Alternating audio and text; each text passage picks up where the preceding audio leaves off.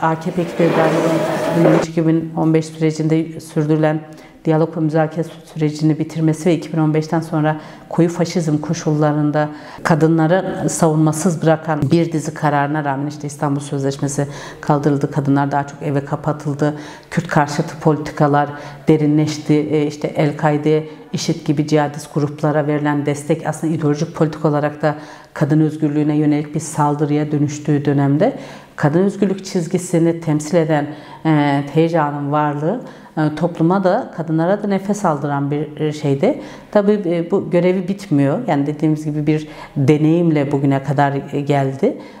Bu deneyimle de birlikte hem Kürt kadınların özgürlük mücadelesini başarıya ulaştırmak hem Türkiye Kadın Hareketi ile kurduğu ilişki, diyalog, ittifak, dayanışmayla kadın özgürlük mücadelesini ortaklaştırmak hem de dünya kadınlarıyla kurduğu ittifakla enternasyonist bir mücadelenin parçası oluyor.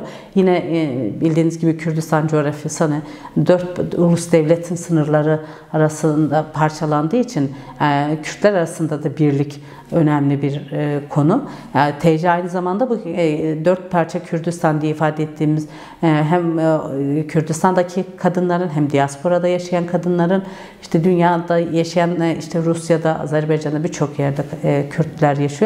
Kadınlarla da demokratik birliği, ulusal demokratik birliği sağlamak, kadın öncülüğünde bunu geliştirmek için çeşitli eylem, etkinlikler, buluşma, dayanışma şeyleri yapıyor.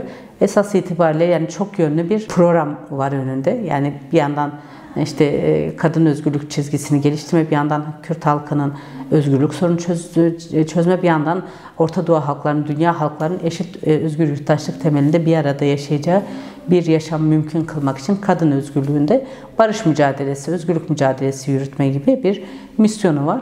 Erkek egemen kapitalist sistemin temsilcileriyle kadın özgürlük çizgisine savunan ve bunun mücadelesini yürütenler arasında bir çatışma ve çelişki var. Yani sonuçta iktidardakiler kadın özgürlük çizgisini kendisine tehdit ve tehlike olarak görüyor. Onların milliyetçi, cinsiyetçi, dinci, militarist politikalarına karşı kadınların kadın özgürlüğüne esas alan farklı kimlik, inanç ve kültürlerin bir arada özgürce yaşayabileceği demokratik, barışçıl bir düzen kurma hedefi birbiriyle çelişiyor. O açıdan da saldırı ve baskı altına alıyor. Zaten kadın özgürlük meselesi aynı zamanda ideolojik bir mesele. Yani erkek egemenliği devletin tüm kurumlarında kendisini örgütlemiş durumda. Yani bugün erkek egemen sistem, yani erkek devlet şiddeti diye kadınların somutladığı şey aslında öyle soyut bir şey değil, somut da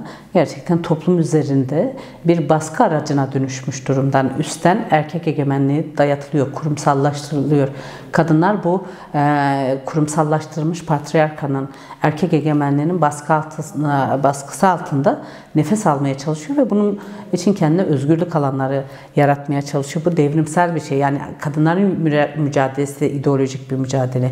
İdeolojik olarak kadın özgürlük çizgisine esas alan bir nokta. Doğal olarak bu egemen sistemin temsilcilerinin kadın özgürlük çizgisine yönelik baskı politikalarıyla şey yapmasına neden oluyor. Burada önemli olan şey şu: kadınlar ne kadar örgütlenirse, ne kadar kendisini güçlendirirse aslında o kadar sistemi değiştirip dönüştürebilirler. En nihayetinde bu bir mücadele.